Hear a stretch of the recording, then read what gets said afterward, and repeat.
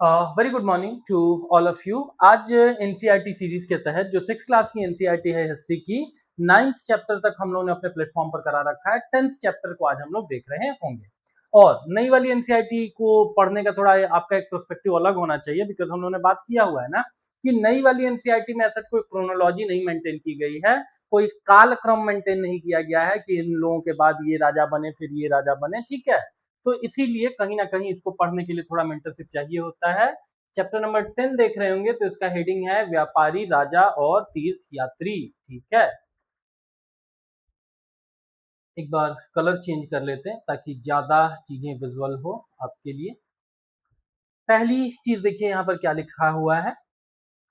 काली मिर्च की रोम साम्राज्य में इतनी अधिक मांग थी कि इसे काले सोने के नाम से पुकारते थे, ठीक है। एग्जाम में पूछेंगे कि काला सोना एंशिएंट टाइम पे किसको कहा जाता था, तो काली मिर्च को कहा जाता था। ये फैक्ट आप लोगों को पता होना चाहिए, ठीक है। पहला चीज हम लोगों ने पढ़ा हुआ है ना कि कोई अलेक्जेंडर या जिसको हिंदी में हम लोग सिकंदर बोलते हैं,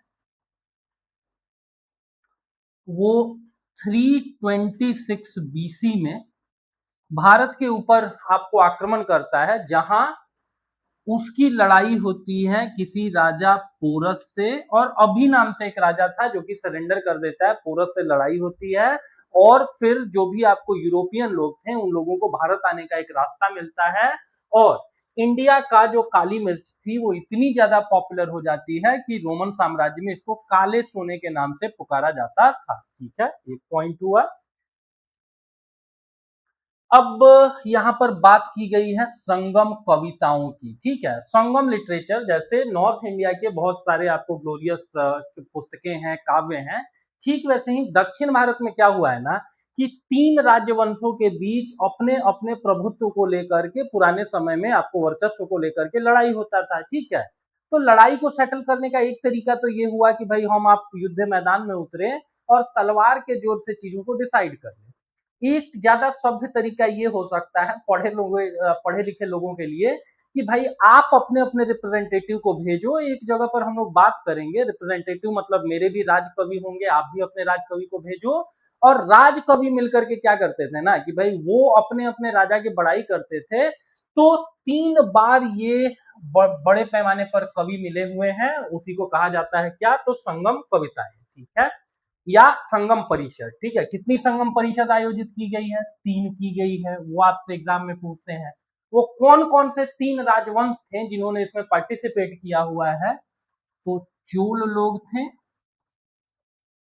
चेर लोग थे और पांड्य लोग थे, ठीक है। पहला क्वेश्चन कि कितनी संगम साहित्य का आयोजन किया गया है, तो आपको 3, उसमें 3 राजवंशों ने पार्टिसिपेट किया हुआ है, चोल लोगों ने, चेर लोगों ने और पांड्य लोगों ने।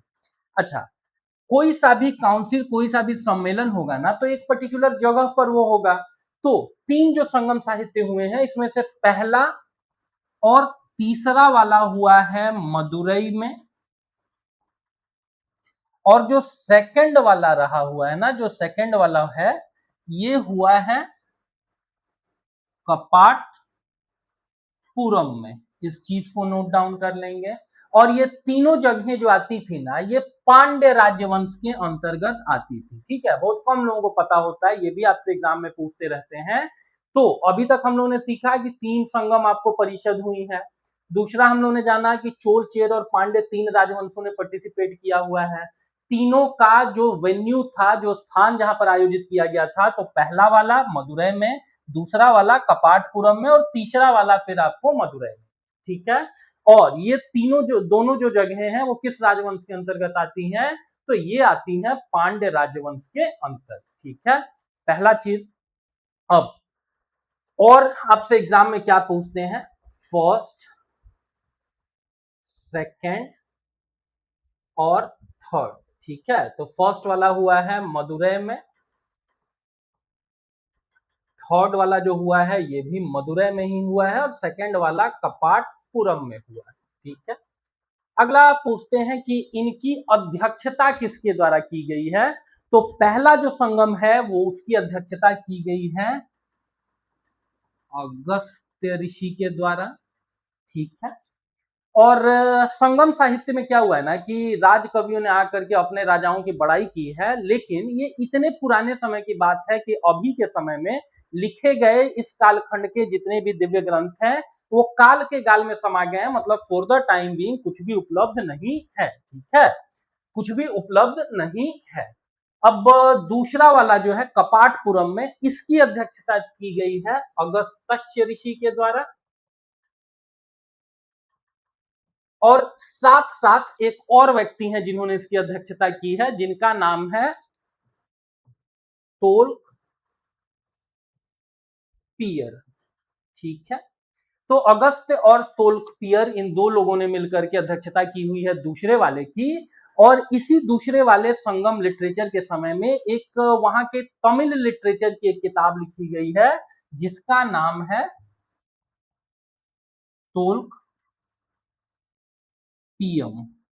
ठीक है, ऑब्वियस सी बात है कि नाम मिलता जुलता है, इसका मतलब तोल्कपियर नाम से जो व्यक्ति रहे होंगे इन्होंने ही तोल्कपियम नामक आपको व्याकरण ग्रंथ की रचना की है। ठीक है, और जो तीसरा वाला है इसकी अध्यक्षता की गई है नक्की कर के द्वारा। ठीक है, तो इन सारे फैक्ट्स को जल्दी जल्दी नोट डाउन कर लेंगे, एक बार इसको स्टॉप करेंगे वीडियो को और यहां से चीजों को नोट डाउन कर लेंगे। ठीक है, कई बार इनका ज्योग्राफिकल लोकेशन भी पूछ देते हैं। ठीक है, तो ज्योग्राफिकल लोकेशन की बात अगर की जाए ना तो इस मैप को आप लोग देख सकते हैं कि जो चोल लोग थे ना ये एक्चुअली में रूल करते थे, ये साउथ इंडिया का नीचे वाला पार्ट हो गया, ये लोग रूल करते थे अपर तमिलनाडु पे। ठीक है, जो ऊपरी वाला तमिलनाडु है वहां पर रूल करते थे चोल लोग। पांड्य लोग कहां पर रूल करते थे, तो जो लोअर वाला या जो दक्षिणी तमिलनाडु है यहाँ पे रूल करते थे। और जो मदुरई और कपाटपुरम ये सारी जगह आपको पांड्य राजवंश के अंतर्गत आती है। ठीक है, और वहीं पर चेर लोगों की बात की जाए तो ये लोग कहां पर रूल कर रहे हैं, तो देख सकते हैं कि यहाँ पर फॉर द टाइम बीइंग कौन सा राज्य है, केरल है। ठीक है, केरल एग्जाम में आए या इसी को लिखा जा सकता है, इधर को मैप में पूरब होता है इधर को पश्चिम होता है, तो पश्चिमी तमिलनाडु भी अगर आए तो ये भी अपने आप में सही होगा। ठीक है, चोल, चेर और पांड्य और इन्हीं लोगों ने क्या किया हुआ है कि संगम लिटरेचर में कंट्रीब्यूट किया हुआ है। ठीक है, आगे देखते हैं क्या लिखा हुआ है। अब नाविक लोग क्या करते थे ना कि व्यापारियों ने भारत आने के कई समुद्री रास्ते खोज निकाले। उस समय पर कोई आपको इंजन से चलने वाले पानी के जहाज तो नहीं होते थे, तो उस समय के जो नाविक होते थे ना वो मॉनसूनी हवाओं का फायदा उठा करके अपनी यात्रा जल्दी पूरी कर लेते थे। ठीक है, ये भी एक ज्योग्राफी से मिलता जुलता फैक्ट है। देखिए क्या लिख रखा है कि अफ्रीका या अरब के पूर्वी तट से अगर महाद्वीप के पश्चिमी तट तक पहुंचना है तो दक्षिणी पश्चिमी मानसून के साथ वो चलना पसंद करते थे। ठीक है, मतलब ये क्या लिखा हुआ है कि अफ्रीका का पूर्वी तट, यहां पर अफ्रीका और यहां पर आपको इंडिया। ठीक है, तो अफ्रीका से अगर आपको इंडिया को आना है तो दक्षिणी पश्चिमी मानसून के सहारे वो चलते थे। अब इसको मैप में देखते हैं। एक चीज आप लोगों को पता होगा कि हवाओं का नाम रखा जाता है उस दिशा के नाम पर जिस दिशा से वो आ रही होती है। ठीक है, तो यहां पर क्या है, ये दक्षिणी पश्चिमी मानसून है, यहां पर आकर के देखेंगे तो अफ्रीका है। ठीक है, तो अफ्रीका के पूर्वी तट से अगर आपको इधर को आना है ना तो दक्षिणी पश्चिमी इन्हीं हवाओं के सहारे जहाज में पाल लगा दीजिए और पाल के सहारे आपका जहाज क्या होगा, स्वतः बहुत तेजी से इंडिया की तरफ खींचा चला आएगा। ठीक है, ज्योग्राफी का फैक्ट भी जानेंगे कि हवाओं के नाम रखे जाते हैं उस दिशा के नाम से जिस दिशा से वो आ रही है। मैप में उत्तर, दक्षिण, पूरब और पश्चिम। ठीक है, तो ये हवा देखिए किधर से आ रहा है, दक्षिण से आ रहा है और पश्चिम से आ रहा है। ठीक है, तो इसको नाम दे दिया गया दक्षिणी पश्चिमी मानसून। तो अगर अफ्रीका से आपको इंडिया आना है तो इस तरीके से आइए। अब उत्तरी पूर्वी मानसून भी आप लोगों ने पढ़ रखा है जिसको कि रिट्रीटिंग मानसून बोलते हैं या हिंदी में मानसून का निवर्तन बोलते हैं, मानसून का लौट जाना बोलते हैं। तो उत्तर पूर्वी मतलब अब हवा का डायरेक्शन कैसा होगा, ऐसा होगा। ठीक है, तो नवंबर दिसंबर मानसून के समय में अगर आपको अफ्रीका से इंडिया आना है तो ऐसे आ जाइए, और अब आपको अफ्रीका अपने देश में रिटर्न करना है तो 2-3 महीना वेट करिए। नवंबर में, अक्टूबर नवंबर में क्या होगा कि हवाओं का क्रम उल्टा हो जाएगा, तब उत्तरी पूर्वी मानसून के सहारे आप यहाँ को आ सकते हैं। ठीक है, अगला देखिए, संगम कविताओं में एक टर्म आया हुआ है, आजकल एग्जाम में टर्म खूब पूछते हैं, विच इज मुएनदार। ठीक है, तो मुएनदार मतलब होता है एक तमिल वर्ड जिसका मतलब होता है तीन मुखिया, और ये तीन मुखिया कौन कौन से हैं, वी कैन इजीली अंडरस्टैंड कि चोल हो गए, आपको इसके अतिरिक्त पांड्य हो गए और चेरा लोग हो गए। ठीक है, तो यही इन्हीं की कहानी बताई गई है। आगे देखते हैं आगे क्या है। तो ये तीन मुखिया लोग कौन कौन से लोग हैं, चोल हो गए, चेर हो गए और पांड्य हो गए। ठीक है, ये तीनों राजवंशों के अपने दो दो सत्ता के केंद्र थे। एक इनमें से बंदरगाह होता था, तटीय हिस्से में होता था, और दूसरा अंदरूनी हिस्से में होता था। ठीक है, चोलों का एक पत्तन रहा हुआ है, बंदरगाह रहा हुआ है, जिसको बोलते हैं पुहार या कावेरी पट्टनम, और दूसरा पांड्य लोगों की राजधानी मदुरै। मदुरै में हम लोगों ने देखा कि पहला और तीसरा जो संगम लिटरेचर है ना, वो कहां पर आयोजित किया गया है, तो इसी तीसरे वाले कहां पर आयोजित किया गया है, तो इसी मदुरै में आयोजित किया गया है। ठीक है, इसके अतिरिक्त जो चोलार लोग हैं, इनका जो बंदरगाह था वो तो यहाँ पर दिया हुआ है कि पुहार या कावेरी पट्टनम था, लेकिन इन लोगों की राजधानी नहीं दी हुई है, तो राजधानी क्या थी, उरेयूर थी। ठीक है, इस चीज को जान रहे होंगे। दूसरा चीज ये भी जान रहे होंगे कि जो आपको चेरार लोग हैं, इनकी राजधानी क्या थी, तो उनकी राजधानी, चेर लोगों की राजधानी थी वंजी।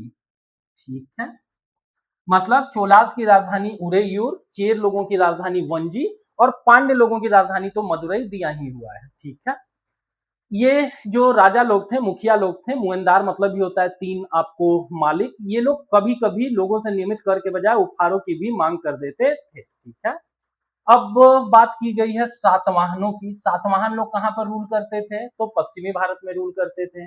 किस राजवंश के बाद इन्होंने शासन करना शुरू किया, तो कण्व लोगों के बाद इन्होंने शासन करना शुरू किया, और इस राजवंश के जो संस्थापक हैं वो माने जाते हैं शिमु। ठीक है, तो इन सारे सातवाहन राजाओं में से, सातवाहन राजाओं का और क्या क्रेडिट है, ब्राह्मणों को भूमि अनुदान देने की प्रथा इस देश में किसने सबसे पहली बार प्रारंभ की है, किसने सबसे पहली बार प्रारंभ की है, तो इस चीज को प्रारंभ किया गया है इन्हीं सातवाहनों के द्वारा। एग्जाम में पूछते हैं। अगला चीज और एग्जाम में क्या पूछते हैं कि मातृसत्तात्मक राजवंश के तौर पर कौन सा राजवंश जाना जाता है, तो इसी राजवंश को मातृसत्तात्मक बोलते हैं, बिकॉज राजा के नाम के पहले उनकी मां का नाम लगा हुआ है, गौतमी पुत्र सातकर्णी, मतलब राजा का नाम है श्री सातकर्णी और उनकी माता जी का नाम है गौतमी। ठीक है, तो ये सारी चीजें जानेंगे। इसके अतिरिक्त पोटिन के सिक्के चलाने वाला या लेड के सिक्के चलाने वाला इस देश में कौन सा राजवंश रहा हुआ है, सातवाहन रहे हुए हैं।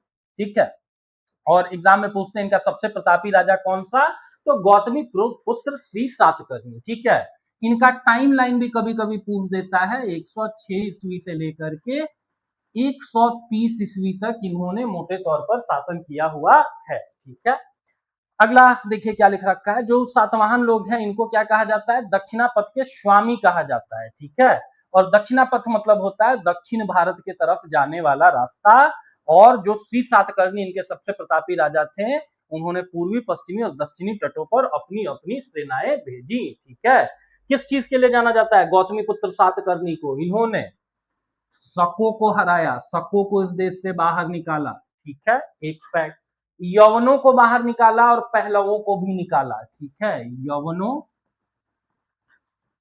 और पहलवों, इन सबको हराने वाला कौन सा व्यक्ति है, तो गौतमी पुत्र सातकर्णी है। ठीक है, एक पश्चिमी क्षत्रप शासक था जिनका नाम था नहपान। एग्जाम में पूछते हैं नहपान को किसने हराया, तो इन्हीं गौतमी पुत्र सातकर्णी ने हराया। ठीक है, और ये सारी कहानी हम लोगों को कैसे पता चलती है, हम लोगों में से तो कोई उस समय जिंदा भी नहीं था, तो इन्हीं की जो माता जी है ना गौतमी, इनका एक अभिलेख मिलता है। वो अभिलेख कहां पर है, तो नासिक में है। एग्जाम में पूछते हैं कि नासिक अभिलेख किससे संबंधित है, तो गौतमी पुत्र श्री सातकर्णी से संबंधित है। लिखवाया किसने है? तो इन्हीं की माता जी गौतमी ने लिखवाया हुआ है। ठीक है, और जानेंगे कि अपने को एकमात्र ब्राह्मण बोलने वाला कौन सा राजा है? तो गौतमी पुत्र सातकर्णी, वो भी लिख देते हैं, एग्जाम में पूछते हैं। एक मात्र ब्राह्मण मतलब ये ब्राह्मण व्यक्ति था, तभी तो ब्राह्मणों को क्या करता था? ये भूमि अनुदान में देता था। इसके अतिरिक्त क्षत्रियों के गर्भ को, क्षत्रियों के क्षत्रियों के गर्व को हरने वाला या उसको दमन करने वाला किसको कहा जाता है? तो ये भी कहा जाता है, गर्व को दमन करना, मर्दन करना, ऐसी शब्दावली इस्तेमाल में लाई गई है। तो अपने को समझना है कि गौतमी पुत्र सातकर्णी के बारे में ये बातें हो रही हैं। ठीक है, तो यहां तक की चीजें हम लोगों ने देखी। आगे देखते हैं रेशम मार्ग की कहानी। रेशम के बारे में जानेंगे, एग्जाम में आप लोगों से पूछेगा कि जो रेशम बनाने की कला है ना, इस तकनीक का इस्तेमाल सबसे पहले इस तकनीक का आविष्कार सबसे पहले कहाँ किया गया था? चीन में किया गया था। और हजारों सालों तक, कितने साल पहले? आज से लगभग 7000 साल पहले, मतलब मोटे तौर पर 5000 बीसी की कहानी है। इसको अलग शब्दावली में ऐसे कहा जा सकता है। हजारों सालों तक इस तकनीक को उन्होंने क्या किया? दुनिया से छुपाए रखा। अभी भी चाइना रिवर्स इंजीनियरिंग में मास्टर माना जाता है ना, तो उस समय भी ऐसा ही करता था, हजारों सालों तक उसने दुनिया से इस चीज को छिपाए रखा। ठीक है, अगला चीज जानेंगे कि इसका जो व्यापार भारत चाइना से चीन, भारत, फिर इधर चले जाइए तो अरब, और आगे चले जाइए तो रोमन। ठीक है, तो ये चार महत्वपूर्ण कड़ियां थी। इस रास्ते पर रेशम का व्यापार होता था, इसीलिए इसको कह दिया गया रेशम मार्ग। चीन से प्रारंभ होता था, भारत होते हुए अरब और रोमन होते हुए कहां तक जाता था? रोमन एम्पायर तक जाता था। वही लिख रखा है कि रोम के शासकों और धनी लोगों के बीच रेशमी कपड़ा पहनना एक फैशन हो गया था 2000 साल पहले। ठीक है, अब देखिए क्या लिख रखा है कि भारत का वो कौन सा राजवंश है जिसने सिल्क रूट या रेशम मार्ग के ऊपर नियंत्रण रखा हुआ है? तो कुषाण लोग रहे हुए हैं। ठीक है, कुजुल कडफिशस पहला शासक, फिर विम कडफिशस, और सबसे प्रतापी शासक कौन सा रहा हुआ है? तो कनिष्क रहे हुए हैं। ठीक है, अगला जानेंगे कि कुषाण लोगों की आपको दो दो राजधानियां होती थी। एक पहला है पेशावर, जिसको उस समय किस नाम से जाना जाता था? तो पुरुषपुर के नाम से जाना जाता था। ये एग्जाम में पूछा हुआ है कि पेशावर को कुषाणों के समय में किस नाम से जाना जाता था? पुरुषपुर के नाम से जाना जाता था। दूसरा पूछा हुआ है कि इनकी दूसरी राजधानी कौन सी थी? तो मथुरा थी। यही कारण है कि मथुरा की कला भी काफी प्रसिद्ध हुई। मथुरा कला के संरक्षक कौन से लोग माने जाते हैं? कनिष्क माने जाते हैं। और सबसे ज्यादा इसमें किसकी मूर्तियां बनाई गई हैं? तो गौतम बुद्ध की मूर्तियां बनाई गई हैं। ठीक है, हालांकि एक धड़ विहीन, मतलब ऊपर सर विहीन आपको एक मूर्ति मिली हुई है, किसकी? तो कनिष्क की मूर्ति मिली हुई है। ठीक है, इसके अतिरिक्त भारतीय उपमहाद्वीप में सबसे पहले सोने के सिक्के जारी करने वाले शासकों में से कुषाण लोग थे। ठीक है, हालांकि इस परंपरा को प्रारंभ और पहले थोड़ा देखा जाए तो यूरोप से ये चीज हम लोगों ने सीखी, लेकिन आगे जाकर के बड़े पैमाने पर इसको कुषाणों ने फैलाया, सोने के सिक्के, और बड़े पैमाने पर गुप्त डायनेस्टी ने, गुप्ता लोगों ने फैलाया। और लेकिन ये भी जानेंगे कि गुप्ताज लोगों के जो सोने के सिक्के थे उनकी शुद्धता कुषाणों जितनी अच्छी नहीं थी। इनके सोनों की जो शुद्धता थी, वो सोने को हम लोग देखते हैं ना 24 कैरेट, 18 कैरेट, 22 कैरेट, तो इनके सोने की जो शुद्धता थी वो उच्च स्तरीय थी। ठीक है, अगला देखिए, कुषाणों का जो सबसे प्रसिद्ध शासक रहा हुआ है वो कौन सा व्यक्ति है? राजा कनिष्क हैं। 78 एडी में ये क्या करते हैं? शक संवत चलाते हैं, और शक संवत भारत सरकार अभी ग्रेगेरियन कैलेंडर के साथ साथ इस्तेमाल में लाती है।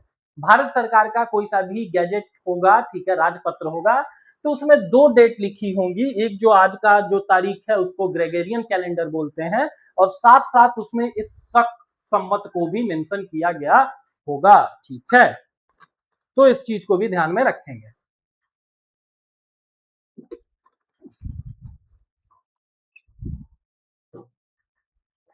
अगला देखते हैं क्या लिखा हुआ है।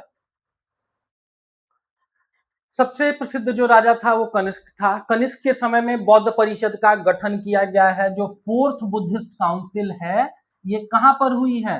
कुंडलवन। और कुंडलवन कहां पे था? कश्मीर में था। और इसकी अध्यक्षता किसके द्वारा की गई है? तो वसुमित्र के द्वारा की गई है।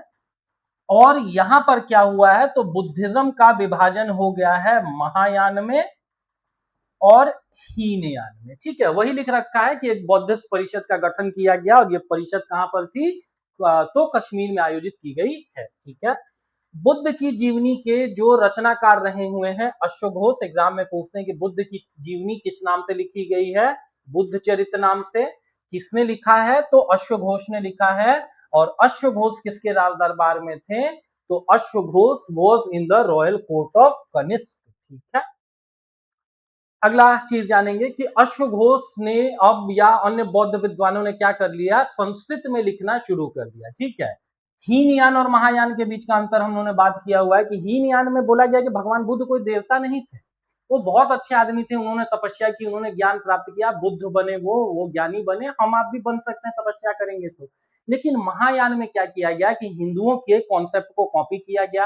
हिंदुओं में संस्कृत चल रहा है तो अब हम लोग भी संस्कृत में लिखेंगे। हिंदुओं में देवी देवताओं का कॉन्सेप्ट है तो भगवान बुद्ध को देवता बना दिया गया। मंदिर में चढ़ावा तभी मिलेगा ना जब वहां पर आप किसी फिजिकल देवता को बिठा रहे होंगे। ठीक है, तो महायान में भगवान बुद्ध को कोई सामान्य व्यक्ति नहीं बल्कि देवता मान लिया गया। ठीक है, वही लिख रखा है। इस समय बौद्ध धर्म की एक नई धारा महायान का विकास हुआ। संस्कृत को इन्होंने फॉलो किया और महायान का विकास हुआ।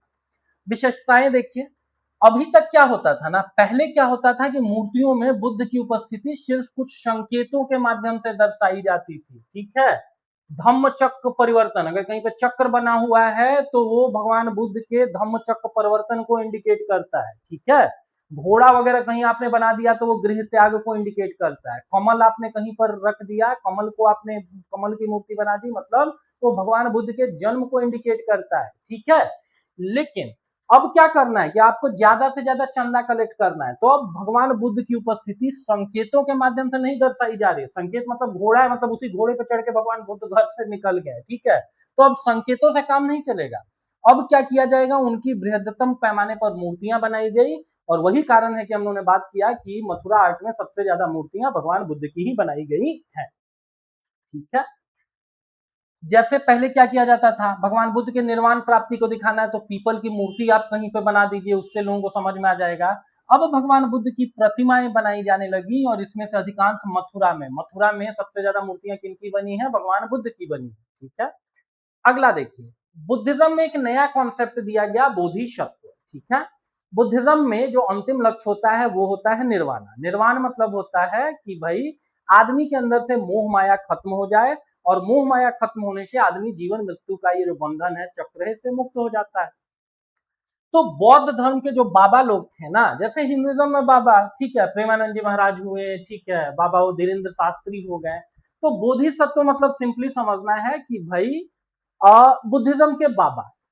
तो कहा गया कि ये ऐसे बाबा लोग हैं ना कि जो बुद्धिज्म का अंतिम लक्ष्य निर्वाण है, इन्होंने इतना तपस्या, इतना ज्ञान प्राप्त किया हुआ है कि ये अभी के अभी चाहे तो निर्वाण प्राप्त कर ले। लेकिन हमारे जैसे बेवकूफ दुष्ट पापी लोगों के लिए अभी तक दुनिया में है, ये हम लोगों को ज्ञान देंगे, हम लोगों को साधना का मार्ग बताएंगे। तो अब ये अगर हम लोगों को साधना का मार्ग बताएंगे तो हम लोगों को भी तो इनकी सेवा शुश्रूषा करनी होगी ना, धन वन अर्पित करना होगा, डोनेशन देने होंगे। तो बोधिसत्व का कॉन्सेप्ट इसीलिए गढ़ा गया है। सिंपल भाषा में समझिए तो बौद्ध धर्म के बाबाओं को बोधिसत्व कहेंगे। ठीक है, उन लोगों को कहते थे जो ज्ञान प्राप्ति के बाद एकांतवास करते हुए ध्यान साधना कर सकते थे। ठीक है, लेकिन ऐसा करने के बजाय वो लोगों को शिक्षा देने और मदद करने के लिए सांसारिक परिवेश में ही रहना ठीक समझने लगे। तो अब आपको क्या करना होगा कि उनको भी थोड़ा चंदा वंदा देना होगा। बाद में बोधिसत्व की पूजा काफी पॉपुलर हो गई पूरे मध्य एशिया में, चीन में, कोरिया में और जापान में ये चीज आपको फैल गया। ठीक है, जैसे वो रन मूवी आप लोगों ने देखी होगी, उसमें क्या होता है कि लाइफ में इतने धक्के खाते हैं विजयराज की आखिरकार वो बाबा बन जाते हैं। उनको लेकर के बहुत सारे मिथक फैला दिए जाते हैं कि बाबा 400 सालों 500 सालों से क्या कर रहे हैं? तपस्या कर रहे हैं। तो वो तपस्या कर रहे हैं तो भाई आपको भी तो उनको कुछ ना कुछ देना होगा ना। ठीक है, तो बोधिसत्व मतलब सिंपल भाषा में कहें तो बुद्धिज्म के बाबा लोग। ठीक है, अगला देखिए, बौद्ध धर्म क्या हुआ है ना कि दक्षिण पूर्व की ओर श्रीलंका, म्यांमार, थाईलैंड तथा इंडोनेशिया, मतलब दक्षिण पूर्व एशिया की बात की जा रही है, इधर भी फैला। लेकिन यहाँ एक अन्य फॉर्म में बुद्धिज्म फैला और उसको कहा जाता है थेरवाद। ठीक है, भगवान बुद्ध की देखिए मूर्तियां वगैरह बनाई गई हैं। ठीक है, मथुरा आर्ट हो गया या गांधारा आर्ट हो गया। तो दक्षिण पूर्व एशिया में कौन सा वर्जन फैला हुआ है, वो थेरवाद है। और थेरवाद से ही आगे जाकर के कौन सा वर्जन निकला है, तो थेरवाद से ही आपको हीनयान का जन्म हुआ है। हीनयान मतलब सिंपली समझना है कि भगवान बुद्ध कोई देवता नहीं थे, उन्होंने स्वयं तपस्या की, उन्होंने स्वयं ज्ञान प्राप्त किया, वही काम हम लोग करेंगे, हम लोग भी बुद्ध बनेंगे। ठीक है, तो जो बहुत प्योर था या जो सिंपल था, जो सरल बुद्धिज्म था, वो कहां पर फैला, तो दक्षिण पूर्व एशिया में फैला। और उन्हीं देशों को अभी के समय में श्रीलंका हो गया, म्यांमार हो गया, इंडोनेशिया हो गया। ठीक है, और वहीं जो बहुत आकर्षक, बहुत तामझाम वाला धर्म था, धर्म की जो शाखा थी महायान, वो फैला है भारत के ऊपरी वाले, उत्तरी वाले इलाके में। ठीक है, जैसे अगर चाइना की कोई मूवी वगैरह आप लोग देखते होंगे, ये मंकी किंग वगैरह, इन सब के आखिर में क्या होता है कि भगवान बुद्ध क्या होते हैं कि वो आखिर में आकर के सभी संकटों को हर लेते हैं। ठीक है, उनके पास चमत्कारिक शक्तियां दिखाई गई हैं। लेकिन थेरवाद में नहीं बोला गया कि भैया भगवान बुद्ध के पास कोई चमत्कारिक शक्तियां हैं, वो किसी को पुनर्जीवित नहीं कर सकते हैं, वो किसी को इस तरीके से हाथ वाथ दिखा के जादू टोना नहीं कर सकते हैं। ठीक है, तो ये बार बार एग्जाम में पूछते हैं। महायान फैला है भारत के उत्तर में, और दक्षिण या दक्षिण पूर्व में क्या फैला हुआ है, तो वहां पर हीनयान फैला है। ठीक है, अगला देखिए, भारत की यात्रा पर आए हुए कुछ आपको चीनी यात्रियों की यहां पर चर्चा की गई है। इससे भी एग्जाम में अक्सर क्वेश्चन पूछ लिया जाता है। ठीक है, भारत की यात्रा पर आए हुए जो सबसे प्रसिद्ध 3 चीनी बौद्ध यात्री हैं, उनमें से चीनी कह लीजिए या तिब्बत कह लीजिए, उसमें से तो एक तो फाहियान है। ठीक है, कब ये भारत आया है, तो 399 या 400 से लेकर के 414 या 415 एडी तक आया हुआ है। ठीक है, ये पहला फैक्ट। फाहियान भारत कब आया है, 399 या 400 से लेके 414 या 415 तक, एक चीज हो गया। ठीक है, अगला चीज जान रहे होंगे इस व्यक्ति से संबंधित इंपॉर्टेंट चीज, कि जब ये भारत आया हुआ है तो तब किनका शासन था, तो इसके समय पर शासन कर रहे थे चंद्रगुप्त विक्रमादित्य, जो भारतीय इतिहास के सबसे प्रसिद्ध विक्रमादित्य हैं। ठीक है, ये रूल कर रहे थे, पहला चीज जाना हम लोगों ने। अच्छा, नालंदा यूनिवर्सिटी में अगर हम एक स्टेटमेंट बोलें कि आदमी नालंदा यूनिवर्सिटी में इन्होंने अध्ययन किया था, तो गलत फैक्ट होगा। इसलिए गलत फैक्ट होगा क्योंकि इस समय नालंदा यूनिवर्सिटी बना ही नहीं था। गुप्त राजवंश के ही एक दूसरे शासक, आगे आने वाले शासक कुमार गुप्त ने नालंदा यूनिवर्सिटी को स्टडी किया। ठीक है, अगला कौन सा व्यक्ति इंडिया आता है, ठीक है, तो ह्वेन सांग आता है। ठीक है, यहां पर जैसे उसको प्रोनाउंसिएशन ऑफ हिस्टोरियंस बोलते हैं कि गलत नाम हम लोगों ने पढ़ लिया था, इन्हीं को क्या कहा जाता है, ह्वेन सांग भी कहा जाता है। और यहाँ पे देखिए ह्वेन सांग को कैसे लिखा है, श्वेन तसांग लिखा हुआ है। ठीक है, तो एग्जाम में ह्वेन सांग आए या श्वेन तसांग आए, ये दोनों एक ही आदमी के नाम है। ठीक है, हम आशा व्यक्त करते हैं कि ये सारा इंफॉर्मेशन आपने नोट डाउन कर लिया। इसको हटाते हैं, अगर नोट डाउन नहीं किया तो एक बार वीडियो को पॉज करके नोट डाउन करें। ठीक है, अगला चीज की ह्वेन सांग इंडिया कब आया है, तो 630 एडी से लेकर के 645 एडी तक। इसी को दूसरी भाषा में कैसे कहा जा सकता है कि जो फाहियान है वो इंडिया आया है 414 तक, ये रहा हुआ है 400 से 415 414, इसका मतलब कि वो 5वीं शताब्दी होगी, 5th सेंचुरी हो गया। और वहीं जो ह्वेन सांग है वो इंडिया जब आया हुआ है 630 एडी से 645 एडी, ये कौन सा समय हो गया, तो ये 7th सेंचुरी हो गया।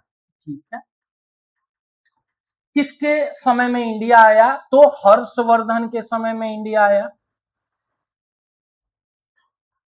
और हर्षवर्धन हम लोगों को पता है कि इनका शासनकाल 606 से लेकर के 646 या 647 तक माना जाता है। ठीक है, उतनी पुरानी हिस्ट्री है, तो इसीलिए कभी तो बोल देते हैं 646, कभी बोल देते हैं 647। ठीक है, और जो हुएन सांग है ना, इस व्यक्ति ने एक्चुअली में अध्ययन किया हुआ है कहां पर, तो इस व्यक्ति ने अध्ययन किया हुआ है नालंदा यूनिवर्सिटी में। एग्जाम में पूछेंगे कि नालंदा में कौन पढ़ा हुआ है, तो हुएन सांग पढ़ा हुआ है, या इसी को श्वेन तशांग भी बोलते हैं। यहाँ पर लिखा हुआ देखिए 1400 साल पहले भारत आया, तो 600 और 1400 से कितना हुआ, 2000 हुआ है ना, अभी 2025 चल रहा है, ठीक है। वो तीली से तीली नहीं मिलाना होता है कि 25 साल क्यों गायब कर दिए, 25-26 साल, ठीक है। और इसके करीब 50 सालों के बाद कौन इंडिया आता है, तो इत्सिंग आता है, ठीक है। That is also important fact. Itsing जब भारत आया है तो समय था 671 एडी, ठीक है। कहीं कहीं पर 673 एडी भी मिलता है, तो 671 या 673 एडी जो भी एग्जाम में दिया होगा वो आपको नोट डाउन करना होगा। इसीलिए हम लोग इतना डिटेल में बात करते हैं ना कि और कुछ नहीं तो यही एनसीईआरटी ठीक से पढ़ लेंगे, जो भी चीजें हम नोट डाउन कराते हैं उनको नोट डाउन कर लेंगे, उनको मल्टीपल टाइम रिवाइज कर लेंगे, तो और ऐसा बहुत और कुछ पढ़ने का जरूरत नहीं बचेगा, ठीक है। तो इसीलिए, नहीं तो हम चाहें तो हम भी क्या कर सकते हैं कि जो हाईलाइटेड वाला वर्जन है उतना केवल एनसीईआरटी में पढ़ करके चले जाएं। लेकिन एनसीईआरटी से ठीक है क्वेश्चन आते हैं, लेकिन एनसीईआरटी का जो कोर एसेंस होता है ना, उसका जो गहरा भाव होता है, गहरी मीनिंग होता है, वहां से भी क्वेश्चन पूछता है। यहाँ पे लिख रखा है कि 14 साल 100 साल पहले आया था, तो वो एग्जैक्ट कब से कब आया था, ये अब बीइंग एन स्टूडेंट आपको पता करना होगा, ठीक है। फाइयान के बारे में माना जाता है कि वो एक समुद्री तूफान में फंस करके बड़ा मुश्किल से अपने देश वापस लौटा, ठीक है। अगला चीज देख रहे होंगे नालंदा। नालंदा में कौन सा व्यक्ति स्टडी किया हुआ है, नालंदा यूनिवर्सिटी किसके द्वारा स्टैब्लिश किया गया है, कुमार गुप्त के द्वारा। याद रखना भी आसान है, ये यूनिवर्सिटी है तो यहाँ पर पढ़ाई लिखाई होता होगा। कुमार मतलब कुंवारा आदमी, कोई कुंवारा आदमी तो पढ़ाई लिखाई को लेकर के ज्यादा कंसर्न होगा ना। तो एग्जाम में पूछते हैं नालंदा यूनिवर्सिटी कुमार गुप्त किस राजवंश ने स्थापित किया, गुप्त लोगों ने किया। और इसको कहा जाता है उस समय का ऑक्सफोर्ड, ठीक है। और यहाँ पर 10,000 प्लस स्टूडेंट पढ़ते थे। और नए जो भी अगर आपको स्कूल में एडमिशन लेना है ना, तो अभी कैसे नीट वीट के लिए आईआईटी जेईई के लिए एंट्रेंस होता है, सिमिलरली नए आगंतुकों से पहले द्वारपाल ही कठिन प्रश्न पूछते थे। उन्हें अंदर जाने की अनुमति तभी मिलती थी जब वे द्वारपाल को सही उत्तर दे पाते थे। सोचिए कि इंडिया इंटेलेक्चुअली कितना शार्प रहा हुआ होगा कि हमारे यहाँ के जो द्वारपाल लोग हैं ना, वो इतने अच्छे नॉलेजेबल लोग थे कि अच्छे अच्छे स्टूडेंट से क्वेश्चन वो पूछ लेते थे, अंदर बैठे हुए प्रोफेसर को तो छोड़ दीजिए, ठीक है। आगे देखते हैं। अब बात की जा रही है भक्ति मूवमेंट की, ठीक है। भक्ति मतलब सिंपली क्या होता है, देवी देवताओं की पूजा। किस कालखंड में भक्ति मूवमेंट सबसे ज्यादा प्रचलित हुआ, तो गुप्त राजवंश में। हिंदी हो गया, माफ करिएगा, संस्कृत हो गया, या हिंदू रिलीजन हो गया। एक्चुअली में हम हिंदू बोलना चाह रहे थे, गलती से हिंदी निकल गया। इन सब का गोल्डन एरा, इन सब का क्लासिकल एरा किनको कहा जाता है, गुप्त राजवंश को कहा जाता है, ठीक है।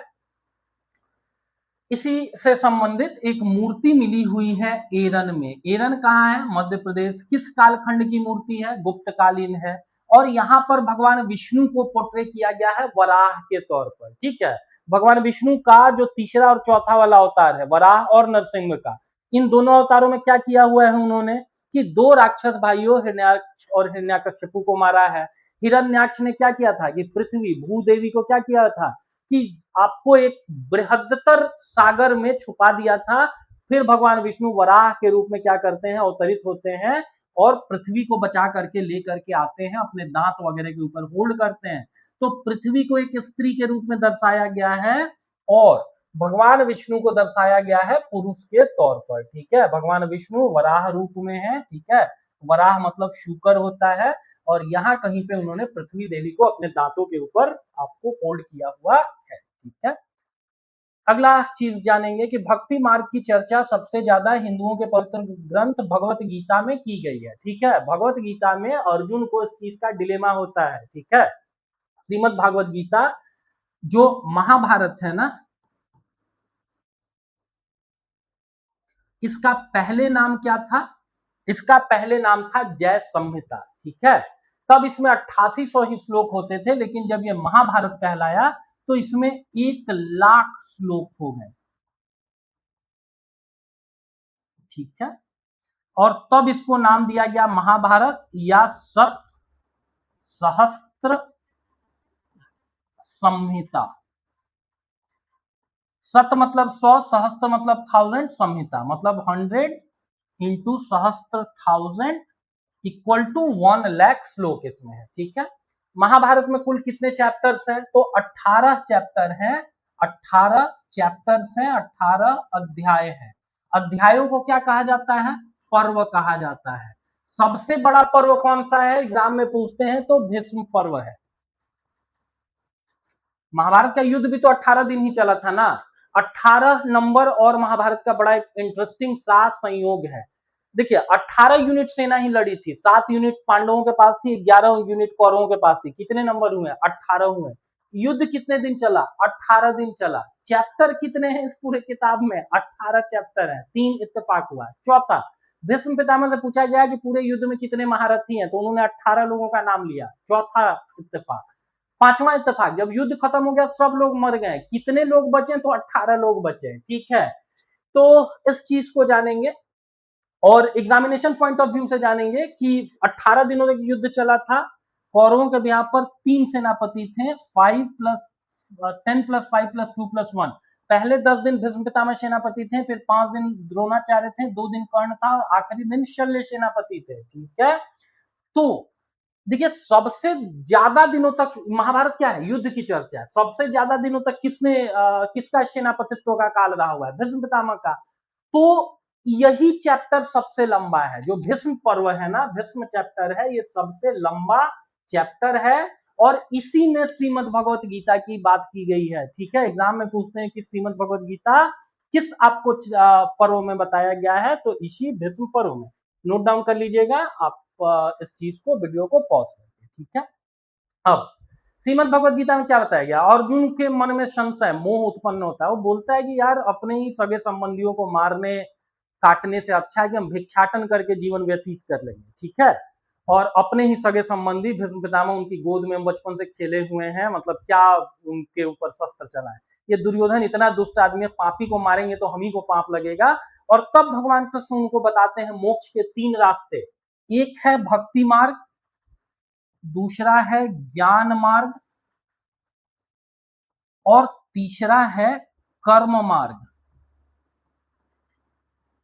ठीक है, अगला एग्जाम में पूछते हैं कि ज्ञान मार्ग, भक्ति मार्ग और आपके भक्ति मार्ग, ज्ञान मार्ग और कर्म मार्ग के ऊपर दुनिया की इकलौती किताब कौन सी है? श्रीमद् भागवत गीता है। बाइबल पढ़ लीजिए या किसी और किताब को पढ़ लीजिए ना, उसमें केवल भक्ति मार्ग की बात की गई है कि ईश्वर की भक्ति करिए चीजें अच्छी हो जाएंगी। भगवान बोलते हैं नहीं, जीवन में मोक्ष पाने के और भी 2 रास्ते हैं। ज्ञान के थ्रू भी नॉलेजेबल बनो, आप विजडम अचीव करो, यू विल अटेन मोक्ष। इसके अतिरिक्त अपना काम सही से करो फिर भी आपको मोक्ष मिलेगा। अगला क्वेश्चन अर्जुन बोलता है कि प्रभु इन तीनों चीजों में से कौन सबसे अच्छी चीज होती है? तो भगवान कृष्ण बोलते हैं कि इन तीनों में से सबसे अच्छा तो भक्ति मार्ग ही है। अर्जुन तुरंत बोलता है कि धनुष हम छोड़ रहे हैं, आप हमसे अपनी भक्ति करवा लीजिए। कहाँ करवाएंगे? और तब भगवान कृष्ण डांटते हुए बोलते हैं कि नहीं ठीक है, सबसे अच्छा भक्ति मार्ग है, लेकिन तीनों का अपना समय होता है, अपना इंपॉर्टेंस होता है। ये युद्ध तुम्हारे भाइयों ने तुम्हारे अस्त्रों के दम पर छेड़ा है। अगर तुम युद्ध से हटे तो तुम्हारे भाइयों की नृशंस हत्या दुर्योधन करवा रहा होगा और उसका पाप भी तुम्हारे सर पे लग रहा होगा। तो अभी भक्ति मत करो, अभी तुमको कर्म करना चाहिए, युद्ध करना चाहिए। ठीक है, अपने मित्र अर्जुन को वो धार्मिक उपदेश देते हैं। ठीक है, अगला देखिए, भक्ति मार्ग अपनाने वाले लोगों का मानना होता है कि अपने आराध्य देवी या देवता की सच्चे मन से अगर आप पूजा करते हैं तो वह उसी रूप में दर्शन देंगे जिसमें भक्त उसे देखना चाहते हैं। फॉर एग्जाम्पल गीता में भी, हाँ गीता में भी कितने चैप्टर हैं? 18 आपको चैप्टर्स हैं। और इसका जो सेकंड वाला चैप्टर है ना, इसी का श्लोक संख्या 47 में वो बहुत प्रसिद्ध सा श्लोक है, कर्मण्येवाधिकारस्ते मा फलेषु कदाचन। कर्म करने के ऊपर ही आपका अख्तियार है, फल के ऊपर नहीं है। चौथे और 5वें चैप्टर में भगवान कृष्ण चर्चा करते हैं भक्ति मार्ग की, और वो बोलते हैं कि भैया अपने आराध्य देवी या देवता की सच्चे मन से अगर आप पूजा करेंगे तो आपको उसी रूप में वो दर्शन देंगे जिसमें भक्त उसे देखना चाहते हैं। और भगवान कृष्ण ये भी बोलते हैं कि भाई सबसे सुप्रीम देवता तो हम हैं, लेकिन बाकी देवी देवताओं की भी आप पूजा कर रहे हैं ना, तो that is such a good thing, उनका फल भी कहीं ना कहीं आपको मिलेगा और वो पूजा भी हम तक ही पहुंचेगी। इसीलिए वेस्ट के हिस्टोरियन आज के समय में बोलते हैं ना कि हिंदुइज्म से ज्यादा लिबरल रिलीजन और कोई नहीं हो सकता है। बाकी रिलीजन में चले जाइए कि आपको मतलब इस देवी देवता के अतिरिक्त और आप, पहला चीज तो देवियों का कॉन्सेप्ट नहीं, और इस देवता के अतिरिक्त किन्हीं की पूजा आप नहीं कर सकते हैं। लेकिन हिंदुइज्म अलाउ करता है, भगवान कृष्ण खुद बोलते हैं कि किसी की भी आप पूजा कर रहे हैं तो that is such a good thing, you will attain मोक्ष। तो इस चीज को देखेंगे। अगला देखिए क्या लिखा हुआ है कि जिसकी पूजा करेंगे वो आपको उसी रूप में दर्शन देंगे। मानव रूप में भी आराध्य देवी या देवता को पोर्ट्रे किया जा सकता है, शेर, पेड़ या अन्य किसी रूप में। भगवान नरसिंह को देखिए, वो शेर के रूप में है, सिंह के रूप में है, ठीक है। अगला देखिए, जो भक्ति शब्द बना हुआ है ना, ये किस वर्ड से बना हुआ है? भज शब्द से बना हुआ है, और भज मतलब होता है टू डिवाइड, ठीक है, विभाजित करना या हिस्सेदारी। अब सबसे पॉपुलर गुप्त एरा में कौन से देवता होते हैं? भगवान विष्णु होते हैं, ठीक है। ट्रिनिटी ऑफ गॉड्स के कॉन्सेप्ट को स्टैब्लिश किया जाता है, ब्रह्मा, विष्णु और महेश। ब्रह्मा क्या है? The creator one. विष्णु क्या है? केवल क्रिएट करने से कुछ भी नहीं होता है, जन्म दे देने से कुछ भी नहीं होता है, आपको लालन पालन भी करना होता है, तो उसके लिए रिसोर्स है। यही कारण है कि उनकी वाइफ के तौर पर माता लक्ष्मी है। किसी का लालन पालन करवाने के लिए धन चाहिए होगा, and that's the exact reason कि उनको दिया गया है माता लक्ष्मी। तीसरा भगवान शिव। शिव मतलब उनका क्या है कि संहार करना, संहार करने के लिए शक्ति चाहिए होगी, and that's the exact reason कि उनकी जो वाइफ है वो आदि शक्ति माता सती है, ठीक है। भज शब्द से बना हुआ है जिसका अर्थ होता है विभाजित करना। भागवत वर्ड का मतलब होता है इसी भज वर्ड से ऐसा एक देवता जो अपने ऐश्वर्य तथा सुखों को भक्तों के साथ बांटता है। सुख या ऐश्वर्य किसके पास है? माता लक्ष्मी के पास है, इसीलिए भगवान विष्णु के पास है। भगवान शंकर के पास जाएंगे तो बोलेंगे कि भाई मेरे पास बहुत नेचुरल रिसोर्सेज नहीं है, आपको अगर मेरे टाइप मस्त रहना है, लाइफ में एकदम बिंदास होकर के रहना है, आपको हम पैसा रुपया तो बहुत नहीं दे पाएंगे, लेकिन मोक्ष दे पाएंगे, अच्छा जीवन दे पाएंगे। बट यहाँ पर गुप्त काल में भगवान विष्णु की आराधना ज्यादा की गई, और उसके पीछे का रीजन यही था। एक भागवत वर्ड दिया गया। भागवत मतलब होता है एक ऐसे देवता जो अपने ऐश्वर्य, अपने धन संपदा को अपने भक्तों के साथ बांटते हैं, ठीक है।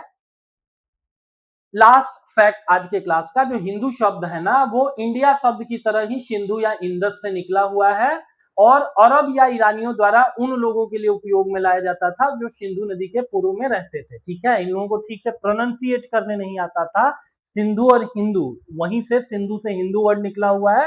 अरब और ईरानियों द्वारा हम भारतीयों के लिए इस्तेमाल में लाया जाने वाला वर्ड है। आई थिंक ये चैप्टर खत्म हो गया। बहुत डिटेल में हम लोगों ने बात किया, सारा ईयर वगैरह हम लोगों ने देखा जो एग्जाम में पूछते हैं, जो कॉन्सेप्चुअल पार्ट है उसको देखा, and that's the exact reason कि आपको ये वीडियो पसंद आया तो एक बार आप इस चीज को लेकर के कमेंट करेंगे। कमेंट करने से थोड़ा हमारा भी मोटिवेशन बना हुआ होता है, ठीक है।